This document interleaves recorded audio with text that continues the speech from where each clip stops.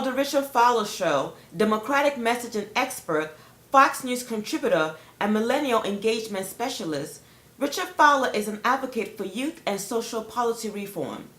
Fowler is regularly featured on primetime cable news discussing a broad range of issues, including the 2016 election, social justice, race, and news of the day. Additionally, The Richard Fowler Show, where Richard offers his opinion on the most prominent issues facing our country, can be heard in over 9 million homes around the world. Hi, how are you? Thank you so much, and thanks for being on the show today. It's a pleasure to be here. Thanks for having me. I know you're a very, very busy person, and I know your assistant tried to fit this in, and I really appreciate it. I know it's kind of early, too, so. Oh, no worries. Anything for you. We're happy to do it. Thank you so much. So, for our viewers who don't know you, tell us a little bit about yourself. Sure. So my name is Richard Fowler. Host of the Richard Fowler Show. We're the youngest syndicated progressive radio show in the country. And on top of that, we're also on YouTube. So if you're watching this, you should check out our YouTube channel, youtube.com/Fowler Show. We're at 20,000 subscribers and about 15 million views. We're constantly growing. It's a little engine that could there. Wow. And I'm also a Fox News contributor. So you've seen me on the Fox. You've either seen me on the interweb or you've seen me on your television screen. Right. One of the two, I hope. Trust me, they've seen you. I've seen you. That's how I got to know about you. So, how did you really get into politics, television, radio, that kind of stuff? I think that's a wonderful question. I think a lot of times people see, folks appear on television. They assume that they woke up one morning and they just put them on TV, and it's a little bit more complicated than that. Yeah. But our radio show has been around for about 5 years. Okay. And we started out on an AM low frequency station here in Washington at 9 o'clock on a Friday night. Right. And we really just worked really hard to build up a brand and to build up a following that sort of speaks to, what our show's all about: informing, empowering, and helping folks get their voice back. My start goes really back to the Young Democrats of America, and really getting involved locally to create real and true systemic change, I think it's sort of got us to this point, and we'll continue to do it. And one thing that I try to do is be a truth teller, right? Where possible, especially now that we live in sort of this world of alternative facts and fake news, to really sort of speak truth to power is what we thrive to do. Right. Now, speaking of what I thrive to do what the show thrives to do. Right. So speaking of fake news, that kind of segues into my next question. So we know anybody that didn't know anything about fake news knows now, especially with the Trump administration. Do you think that, in your opinion, do you think journalists and news outlets are really to blame for fake news? No, I don't think so at all. I think I don't know who you really blame for fake news. I think the fact that we live in this 24-hour news cycle where people are constantly in the search for something new, something different, something that's breaking. I think it sort of has pushed us to get to where we are. So I guess some would say that's the media's fault, where we're in this 24-hour news cycle. But I also just think it's the fact that we now have technology at our fingertips, that we're always looking for a new thing. We're always looking for the next detail, that we've created this. I think sadly what we have now is, because we have a president who doesn't traffic in the real, he actually traffics in the fake. We have created a situation where he is the creator of a lot of fake news, because my theory of the case is that the president of the United States, the leader of the free world, he by default, everything he does is newsworthy because he is the president. Right. So when he says fake things, when he says, "Oh, we're wiretapping," when he says, "My crowds were bigger than the president's crowds," which is fake, we like to call alternative facts, he perpetuates and he traffics in this gutter of fake news. So you can't get mad. He can't blame fake news when he is fake news. Exactly. So, for upcoming journalists, for anybody watching, or just regular, citizens, what advice would you give them to verify your facts, to verify the story, not get caught into alternative? Well, I think you've got to do your research, right? You've got to do your research and you've got to follow the story. I think Right. those are the two big things. And I think what happens sadly in Washington far too much, and what happens on cable television news, which I'm a part of, Yes. is we focus on these larger headlines. And while these larger headlines are happening, Yeah. especially in the past 80, I think we're 82 days. Mm-hmm. All right, while these big headlines are happening, there's a lot of small things that are happening that are really hurting real people, right? Exactly. So there's a lot of regulatory changes that nobody's talking about Yeah. Yeah. that is having an impact on real people. I'll give you a great example, right? So Betsy DeVos, who people should, everything that Betsy DeVos does, you should watch. Yes. Not because you want to, but because you need to, Yeah. right? Yes. So while, Trump is over here stirring up controversy in North Korea and Iraq and Afghanistan and Syria, Betsy DeVos is literally ripping up Yeah. all these regulatory rules that were put in place by the Obama administration to make life easier for students and for Yeah. working people, Yeah. right? Case in point, one is the first thing she did right away was they gutted the protection for trans students who, want to pee in whatever bathroom they want to pee in. Then we saw her last week um, reverse regulatory changes that basically regulated the student loan industry Exactly.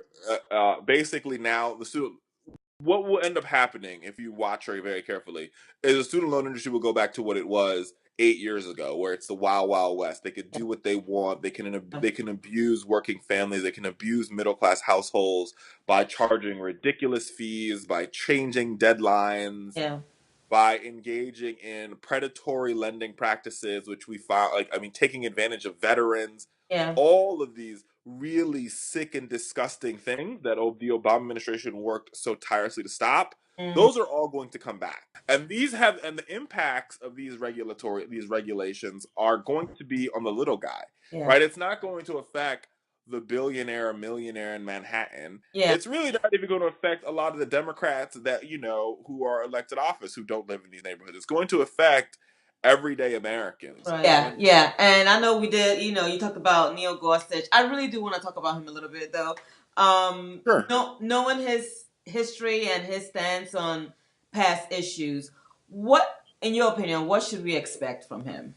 Well, I think we should expect the same thing we expected from Scalia. Antonin Scalia, right? I mean, I understand why Democrats made a big fuss and hoopla about trying to block Neil Gorsuch, right? Because they were like, this is a seat that belonged to President Obama. It should have been Merrick Garland. Yeah. But this is one of those places where I feel as though Democrats a long time ago could have been more bold. I think it's fun right now to see Chuck Schumer and Nancy Pelosi be bold and be like, we're going to fight back. But for almost 4 years before this, we saw Republicans have control of both chambers and do crazy things, and we never stopped them. Shut down the government for 2 weeks, It's, absolutely. Yeah. And I think President Obama, as much as I love the guy, and I really do, I think with the Supreme Court seat, he could have done what and the Constitution allows him to do, a recess appointment, and it's hard to explain it. So folks should read up on what recess appointments are. Yeah. But I thought if President Obama was bold, he would have waited till Congress went on recess and recess appointed somebody to the Supreme Court, and I would have recess appointed a black woman, disabled, lesbian. Yeah. And I would have told Republicans, I beg you, please take her off. And let's fight about it. This is a fight you will definitely lose. And I think it would have been a fight that really would have altered the 2016 election. Yeah. On both sides. Right. Because I don't think, as a Democrat, I don't think we had a real message. Our message was, we're not that guy. And that wasn't a message that resonated with the American voters. Whereas in Donald Trump, whether you like him or not, had this message of, make America great again. Yeah. Yeah. And for a very long time, I honestly did not know what Hillary Clinton's slogan was. I had to, it wasn't one of those memorable ones. I don't think they really... No, it's beyond a slogan. She didn't have a conversation with real Americans. Switching gears a little bit to Syria, Putin doesn't believe that there's any evidence that Assad really did this. What is your take on this whole Syria, Putin, Assad? Well, this is one of those things where I actually agree with President Trump, and that's a rarity that I say that. But I think we should have struck Syria for their use of Syrian gas. Yeah. But I feel as though Obama should have struck them a long time ago. When Obama set up the red line, I think Right. this is one of the failures of the Obama administration. I'm not a war guy, right? But I do believe in a strong America. I guess I mean I think I mean I'm an American. My parents immigrated here from Jamaica because America was a strong country and America was a place where you could achieve the American dream. But it's also a strong country that wins, right? So if you say there's a red line, somebody crosses said red line, Yeah. you have to act on that. I think the President Obama wimped out, and I think President Trump was right for striking. But now we've got to figure out what the strategy is going to be. So we strike them. That was fun, Yeah. right? But now what do we do? What do we do next? Yeah. And I don't think the president has a team in place that can really figure out the diplomatic solution to Syria. Speaking of the Trump administration again, the Gallup poll shows that his ratings are one of the lowest ever. If you were to give Trump any kind of advice, what would that be on how to really get I people over? I don't have any advice for this guy. I mean, I think he needs to come up with a clear doctrine. He needs to stop evolving on things. I think the more he evolves, it's very bizarre because he says one thing and he does something else. And so I think it's hard for the American people to follow him. And Yeah. I think there's a lot of people that are having some voter remorse, right? They didn't like Hillary Clinton, Hmm. but they realize that we've elected a madman to be president of the United States. And now Yeah. he's playing around with bombs. Yeah. So this can't get any worse. So, what advice do you have for young people to really utilize this moment of social media? Well, listen, everybody is their own journalist. Everybody is their own reporter. And if you really want to do work in this industry, one, I think there's amazing organizations out there like the National Association of Black Journalists. There's a Hispanic Journalistic Association, but also be bold, be brave. Don't take no for an answer. Don't wait in line, and don't let anybody ever tell you that you're not good enough. True. Which I think our community and young people hear so much. Oh, you've got to wait. Oh, you should do this. Just go for it. Yeah. And prove them wrong. And trust me, if you do that, Richard Fowler will be your biggest fan and your biggest ally. Awesome. So, how can people find you? Email, website? Sure. What times on Fox? So you can obviously check us out on YouTube, youtube.com/Fowler Show, our website, fowlershow.com. Or you can follow me on Twitter at Richard A. Fowler, on Instagram at Richard A. Fowler, on Facebook, Richard A. And I'm Fowler. going to have this on the screen too so people can see it. So you can follow us and join the conversation where we inform and empower and help folks get their voice back. Thank you so much. Any last words for our viewers? No, but this is great. Congratulations on all your success as well.